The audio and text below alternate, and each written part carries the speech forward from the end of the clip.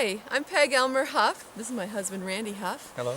And he wasn't my husband when Tropical Storm Irene hit. This house was hit by really raging waters of the White River here in South Royalton during Tropical Storm Irene. And, you know, I had a choice of either tearing it down or rebuilding it to withstand the next 200 years. It's a beautiful old 200-year-old house.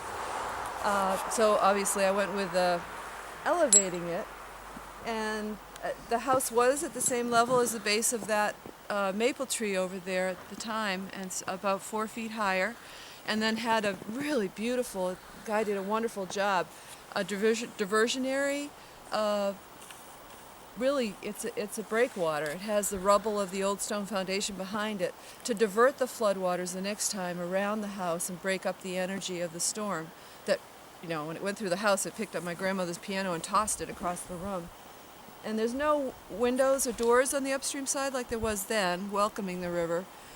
And there's no basement windows. And, you know, my basement contractor was the least enlightened of the contractors that I worked with. And I asked him to put in extra steel reinforcing rods on the upstream side and in the basement floor to help it hold back the pressure if it was surrounded by floodwater for any length of time. And he said, honey, that's never going to happen again in your lifetime.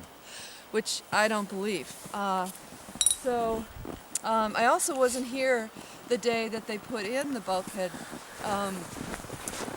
the level of the bulkhead door in the concrete foundation, and so it is on the back side of the house from the river, so that the flow of the river should be calmed down a little bit as it's flowing around, but it's it's within inches above the level of the storm in Irene, and could be the potential point of entry. So I've had this wonderful building contractor with me in the 3 years it's taken to rebuild.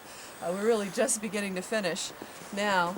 And we puzzled over how to try to make this better than sandbagging, because this house is not in the federally mapped flood hazard area, so I wasn't subject to any help from FEMA, but I also was left to come up with my own ideas on how to make it work.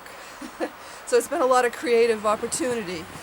And this is just another case of the Grosch bottle. Did I ever show the Grosch bottle? I never showed. So the whole idea came from the idea of a Grosch bottle with a gasket and pulling it down tight so that fluid doesn't escape. And that's what this is here, with a hose cut in half and tacked to the top of the door, and then a very heavy, weather-resistant press board. I don't know if it's Advantech or something similar. And then these hooks. This fits against the front of the basement back there and all along it, so it covers the entire opening with these hooks for these toggle bolts, which are available where, Randy? From Destaco. Destaco, DE-STA-CO, yeah. but any industrial machining kind of catalog. And they were the most expensive part. They were about $100 for this whole door. And you put those hooks into these, and it takes some effort to clamp it down because it's tight, real tight, when you get it in place. It should work a little better than sandbagging. Thank you.